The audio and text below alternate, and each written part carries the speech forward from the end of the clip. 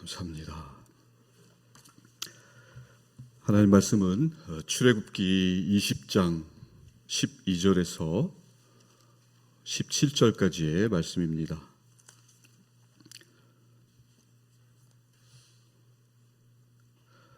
구약성경 111면쯤에 있습니다. 출애굽기 20장 12절로 17절까지 말씀을 저 한 절씩 교독하시겠습니다.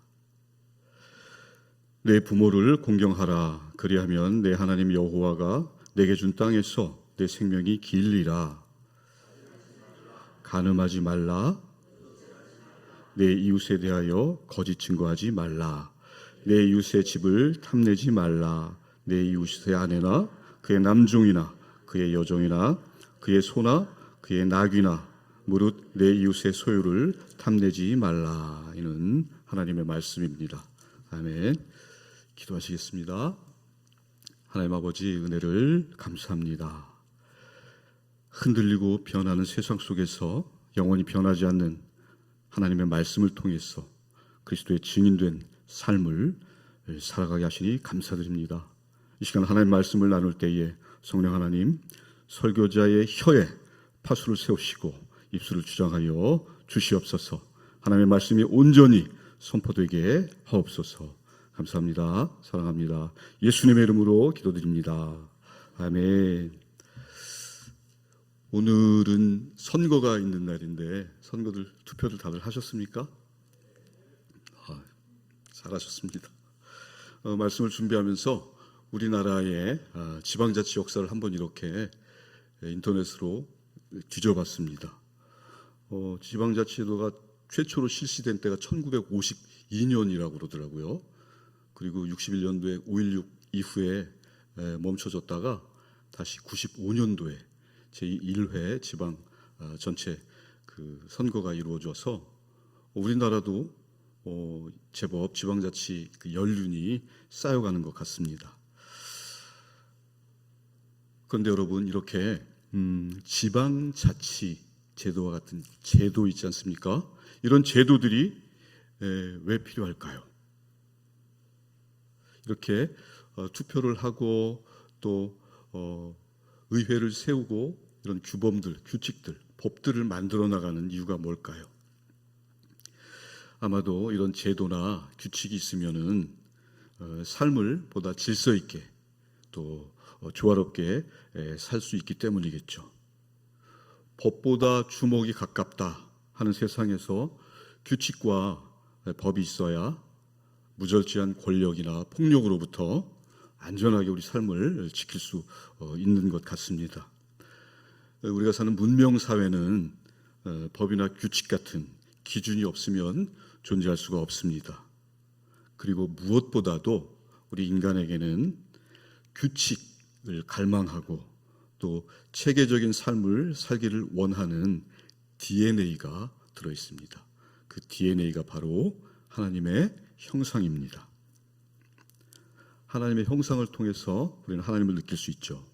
그런데 이렇게 하나님을 느낄 수 있는 건 비단 우리 인간뿐만 아니라 하나님의 창조 세계 전체에 걸쳐서 나타납니다. 우주 만물을 통해서도 하나님의 존재를 느낄 수 있는 것입니다. 태양계를 보면 태양을 중심으로 해서 수성, 금성, 지구, 화성, 목성들이 태양의 주위를 일정한 간격을 유지하면서 조화롭게 돌아가고 있습니다. 우리 학생부 친구들에게 설교할 때도 한번 말씀을 드렸는데, 우리 지구가 자전을 하잖아요. 그리고 공전을 하고, 이 자전 속도가 무려 1670km래요. 자전하는 속도가. 우리 여객기의 속도가 900km 정도 되죠. KTX가 400km에서 500km 정도 되는데 그거에 무려 비행기 속도의 2배, 또 KTX의 한 3배에서 4배 정도의 빠른 속도로 지구가 자전을 하고 있습니다. 그리고 자전하면서 동시에 태양을 공전을 하죠. 이 공전 속도는 무려 10만 8천 km래요. 그러면 자전 속도보다 100배나 빠른 속도로 도는데 자, 10만 8천 킬로미터 속도라면 총알 있지 않습니까? 총알보다 수십 배가 빠르답니다. 그렇게 이 지구라는 이 빠르고 거대한 우주선을 타고 지금 저와 여러분들이 태양 둘레를 돌고 있는 것입니다. 근데 여러분 느껴지지 않죠? 왜 그러냐면은 지구상에 있는 모든 물체들 또 공기들까지도 같은 속도로 돌고 있기 때문에 우리가 그런 속도감을 못 느낀다고 합니다. 그런데 여러분 이런 것들이 과연 우연에 의해서 벌어지는 것일까요? 우연으로 생각하기에는 너무나 엄청나고 어마어마하고 그렇죠? 대단하지 않습니까? 그런데 우리가 생각하기에 과학자들은 예수를 믿는 사람이 많이 없을 것 같다 이렇게 생각하잖아요. 과학과 왠지 신학이라든지 신의 존재는 좀 거리가 있는 것 같다고 생각하지만 여러분 그렇지 않답니다. 의외로 천문학이나 물리학자들 가운데서 예수 믿는 사람들 많고요. 또 여러분들 나사 아시죠? 미국의 우주항공 국인가? 그 나사에 크리스천들이 굉장히 많다고 합니다.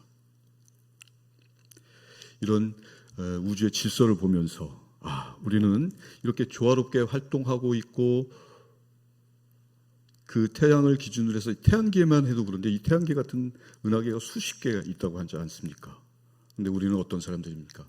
이런 것이 결코 우연의 일치가 아니라 하나님께서 이 우주를 붙들고 계시기 때문에 질서 있고 조화롭게 이 우주 만물이 돌아간다고 믿는 사람들입니다.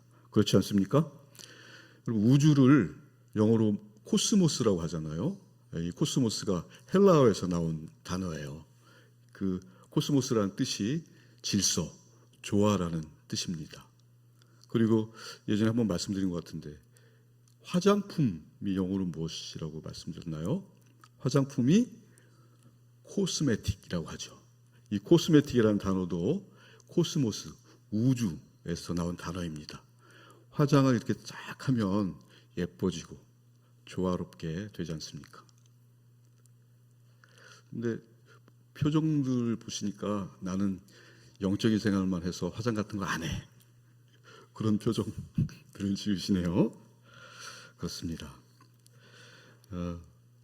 우리 성경이 말씀하시는 것도 결국은 창조주 하나님에 관한 것입니다.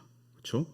하나님의 창조 질서를 우리 인간들이 범죄함으로 말미암아 그 창조 세계를 훼손시켰고 그 훼손된 창조 세계를 내가 기필코 하나님께서 다시 회복시키겠다 하는 그 의지가 성경 이야기입니다. 그 가운데서 예수님을 보내주셔서 우리 구원도 들어가 있는 거예요. 그렇기 때문에 여러분 그리스도인이라는 것은 단지 예수 믿고 천국만 가면 돼 라는 것보다 훨씬 깊고 넓은 큰 의미가 담겨 있는 거예요. 무슨 말씀이냐? 이 창조 세계의 회복을 위해서 저와 여러분을 하나님께서 불러내셨잖아요. 창조 세계의 회복을 위해서 동역자로 여러분들을 불러내신 것입니다. 그러니까 이 그리스도인이라는 그 의미가 정말로 어마어마한 거죠. 그래서 이런 엄청난 사역을 감당해야 하는 우리 인간들에게 하나님께서 당연히 하나님의 형상이신 규칙과 규범을 주신 거예요. 그게 바로 십계명입니다. 율법입니다. 이런 측면에서 생각해 보시면 율법이 거추장스러우십니까? 아니면 하나님의 선물 같으십니까? 흔히들 신약은 은혜요, 구약은 율법이다 라고 구분 짓잖아요. 과연 그렇습니까? 은혜와 율법이 구분 지어져야 되는 것입니까? 기준이나 규칙이 없는 또는 지도자나 통치자가 없는 사회가 된다면 어떻게 되겠습니까? 약육강식, 무법천지, 그래서 노아 홍수 이전 시대처럼 사악한 시대가 되고 말 것입니다. 그런 세상에서 자녀들을 키울 수는 없잖아요. 하나님께서 그런 불상사를 겪지 않도록 우리에게 율법을 주신 것입니다. 기준을 정해 주신 것입니다. 십계명이 새롭게 다가오십니까?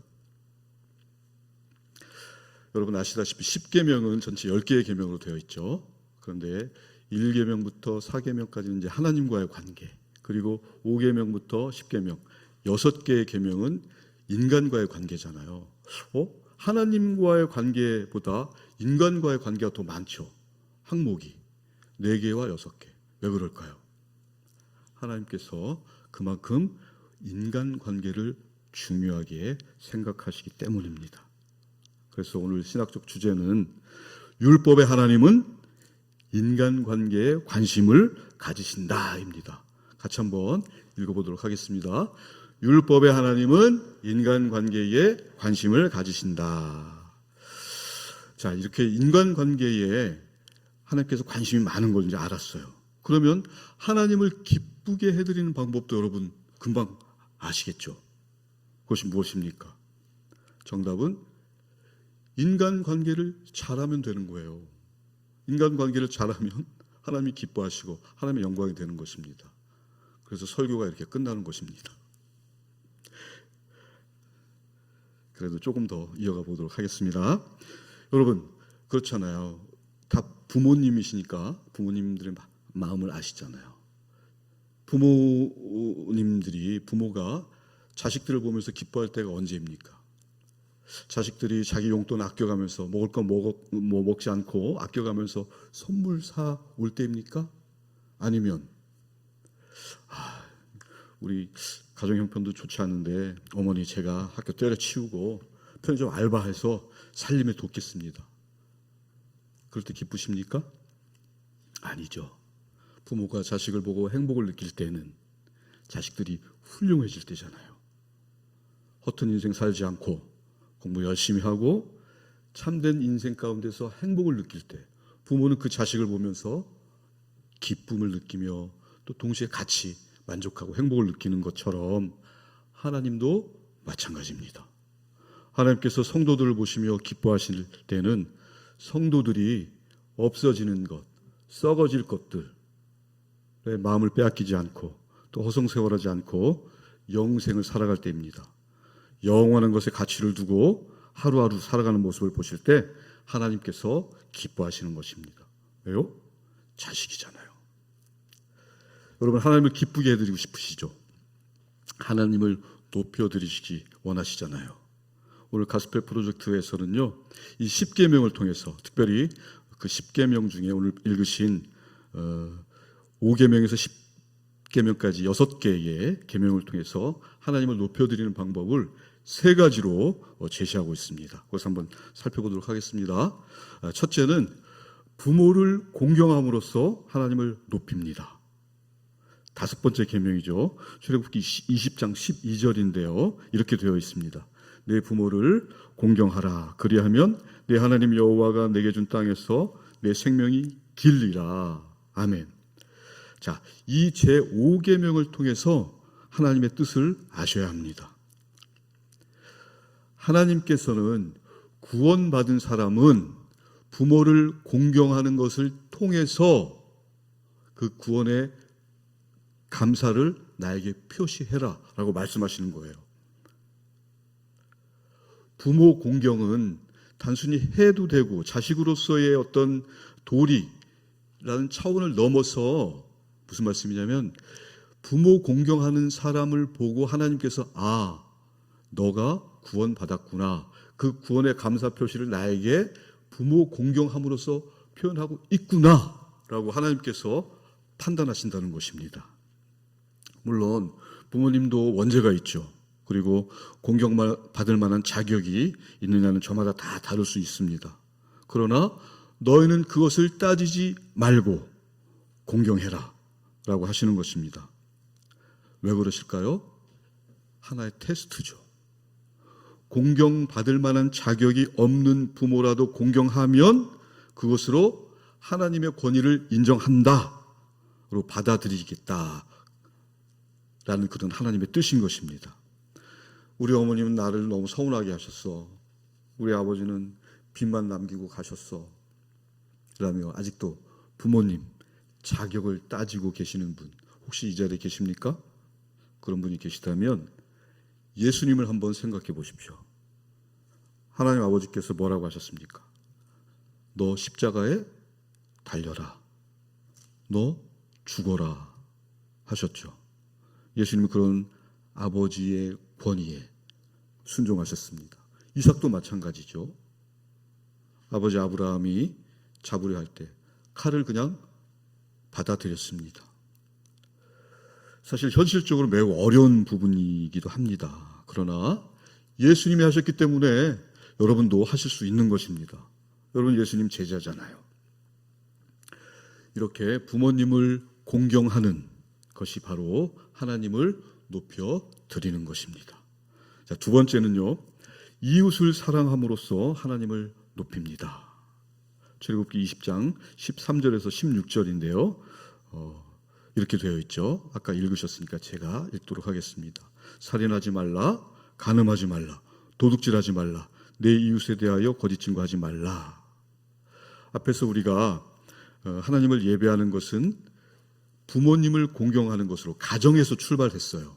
그런데 이제 지금 읽으신 말씀처럼 가정에서 다른 인간관계로 확대돼야 하는 것입니다.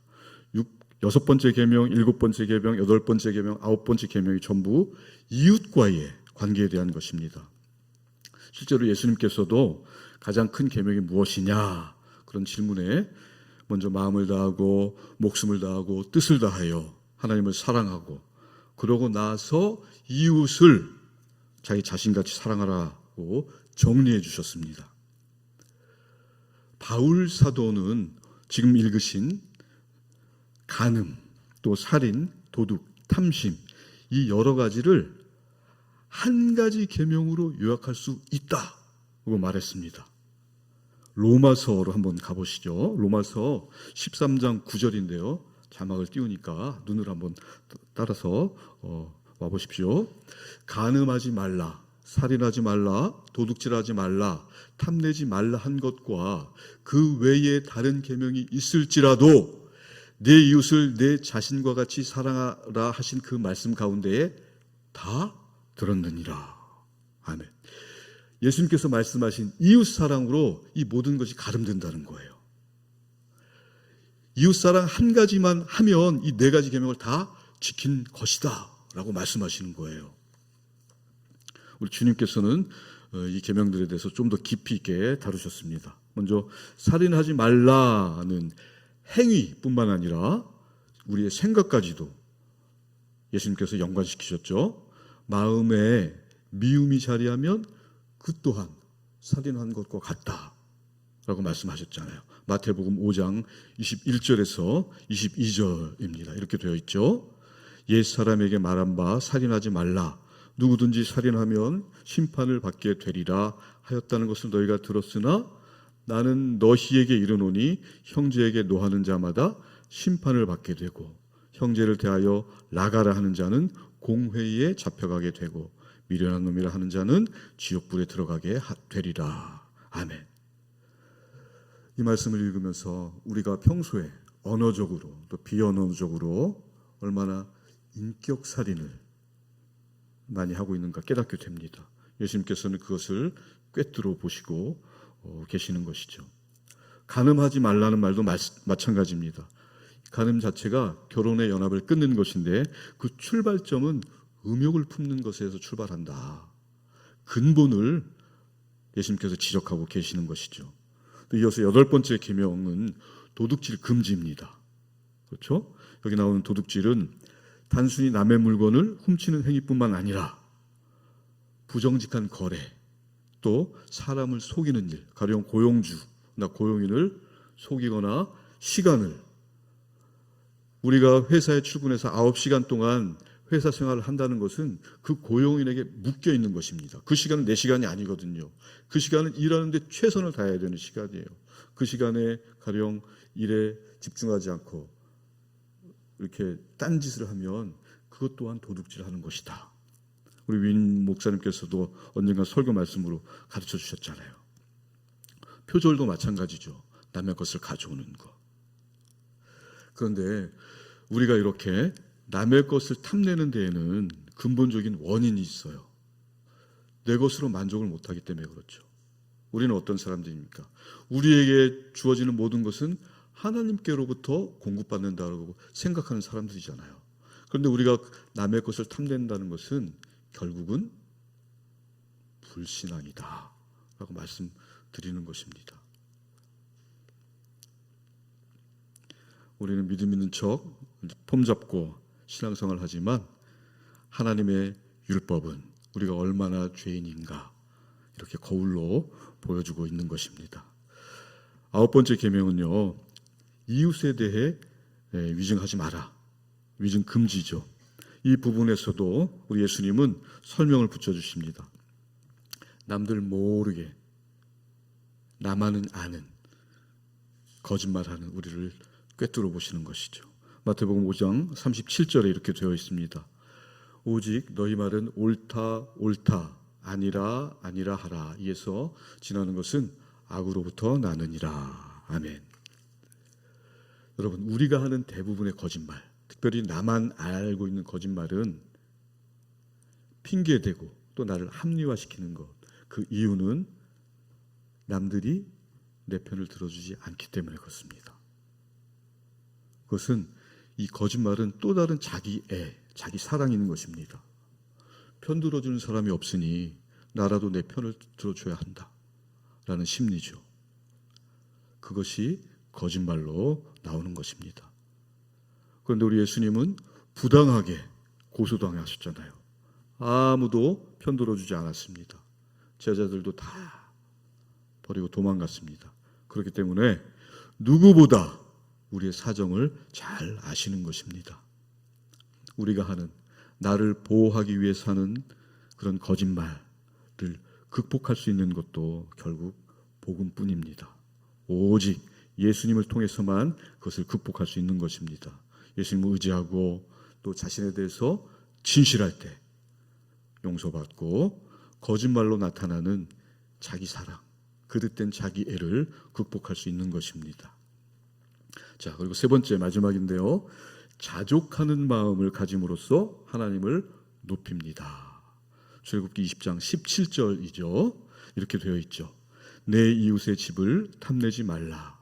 내 이웃의 아내나 그의 남종이나 그의 여종이나 그의 소나 그의 나귀나 무릇 내 이웃의 소유를 탐내지 말라. 10번째 계명이죠. 이 10번째 계명을 통해서 특별히 알 수 있는 것은 우리들의 성향입니다. 어떤 성향입니까? 만족을 추구하는 성향이죠.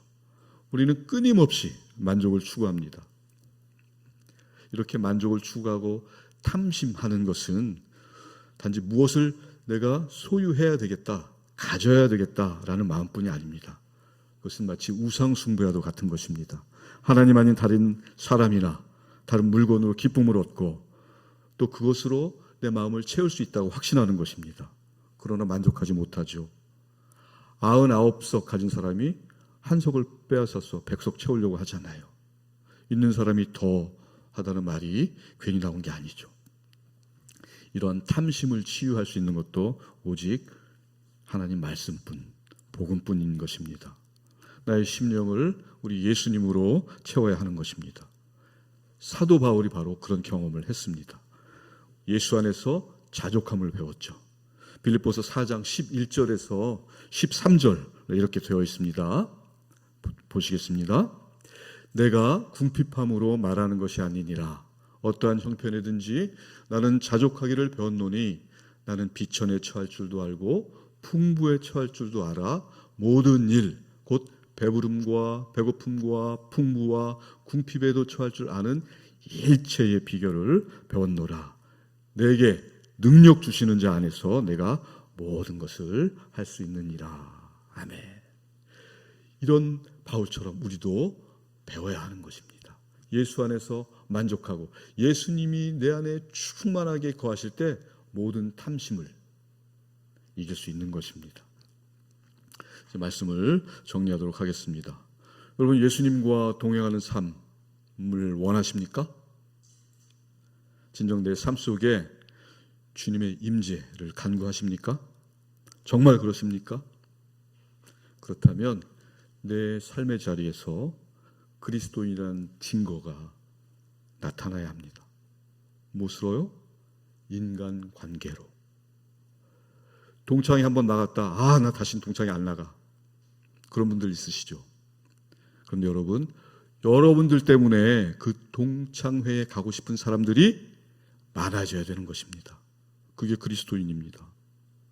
여러분의 빛으로 사람들이 몰려들고 또 그 부패한 모임에 소금으로 싱싱하게 만드는 것이 여러분들의 사명인 것입니다. 쉽지 않습니다. 그러나 해내야 합니다. 그것을 해내는 것을 보고 세상 사람들이 하나님을 보는 것입니다. 그게 바로 여러분의 평범한 일상이 위대한 것입니다. 여러분들의 지극히 평범하고 아무렇지도 않은 듯한 특별할 것 없는 그 일상을 통해서 사람들이 하나님을 본다고 합니다. 얼마나 대단합니까? 거창하게 나라 구하는 것은 그 사람들한테 맡기고 김정은 전도사 만들어주세요. 이런 기도하기 전에 먼저 내 일상에서 평범한 일상에서 내가 만나는 사람들에게 예수 향기를 날리고 하나님의 영광을 드러내라고 너의 그 태도, 눈빛, 표정으로 예수를 드러내라고 오류투성이인 우리의 삶, 우리의 인생을 참아주시고 지금 이 시간까지 우리의 삶을 연장해 주시면서 기회를 주시는 거예요.